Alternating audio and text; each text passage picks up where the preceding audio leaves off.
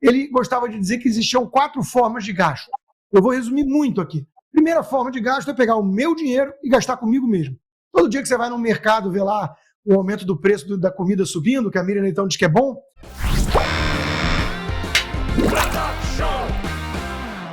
Falar de emendas parlamentares, porque a Polícia Federal intimou o ministro das Comunicações, o Juscelino Filho, sobre o uso irregular de verba de emendas. A investigação é sobre obras no Maranhão, em 2022, quando o Juscelino ainda era deputado federal.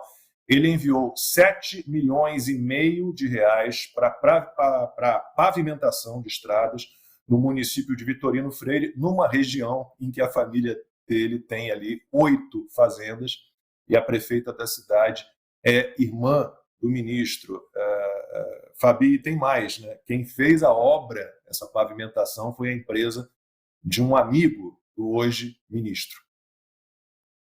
Tudo isso é a grande obra do acaso mesmo, né, Lacombe? Olha quanta coincidência. Para quem fala que não existe, está aí. Né? Vai pavimentar algo que vai beneficiar quem? A família dele, feito pelos amigos, padrão, que a gente já tem há muito tempo aqui no Brasil, infelizmente, né? A gente não se livra desse tipo de político, tipo de governo e tipo de pessoa que tem desleixo com o dinheiro suadinho, né, da senhora, do senhor que está do outro lado aí nos acompanhando, que sabe o quanto está difícil pagar as contas convencionais para ver esse deboche. Porque para mim isso é um deboche. Essa história que mudou lá no governo Bolsonaro, quando teve o tal do RP9, que instituiu a tal de emenda de relator.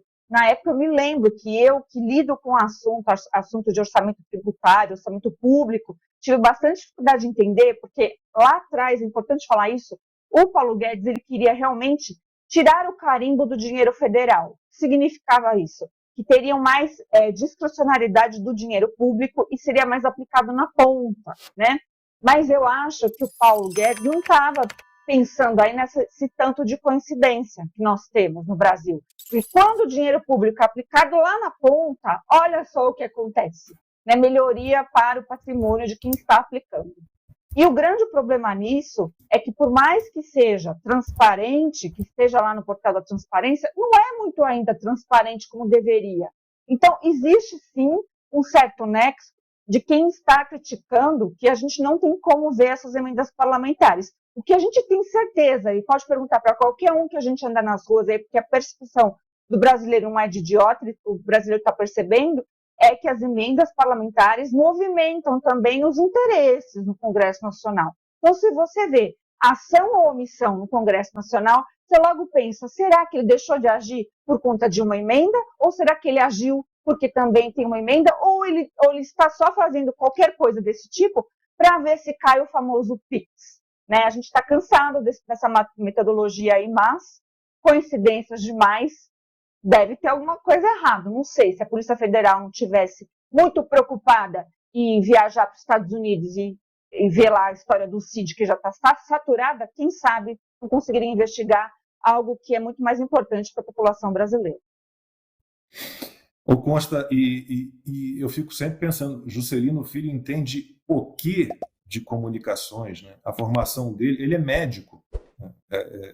O Juscelino Filho é médico. Aliás, o Ministério do Lula tem essa capacidade. O Ministério do Lula tem 3 médicos.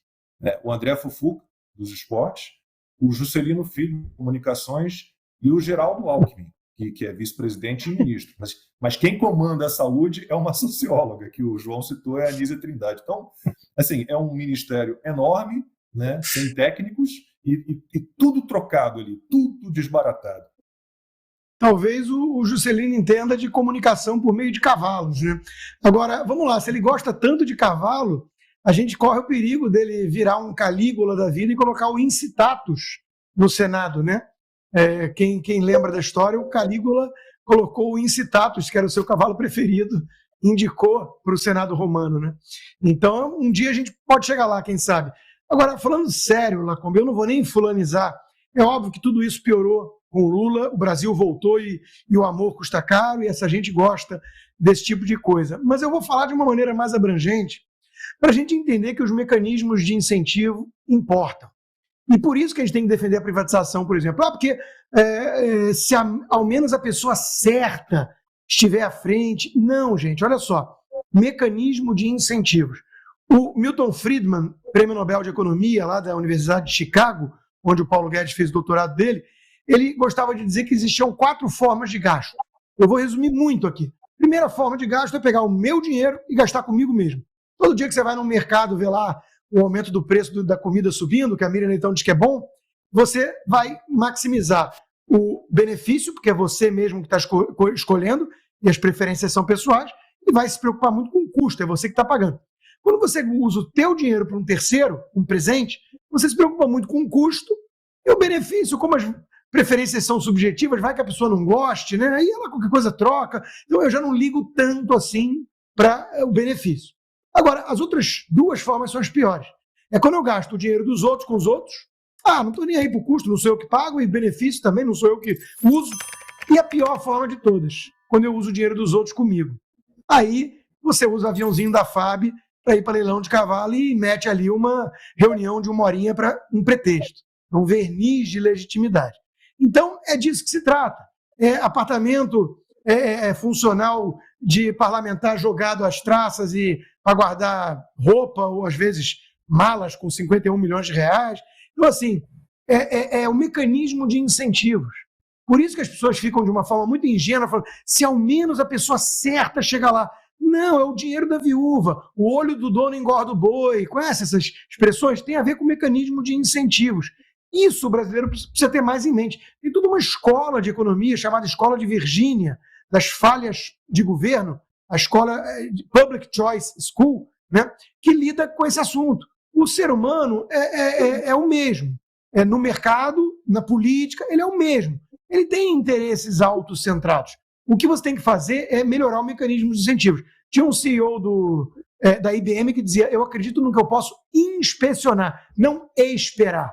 E a gente precisa mudar a relação com esses políticos. É o que a gente pode inspecionar e diminuir o escopo de arbitrariedade e, claro, os recursos que transitam pelo Estado, porque o mecanismo de incentivos nele é perverso. De segunda a sexta, às 20 horas, horário de Brasília.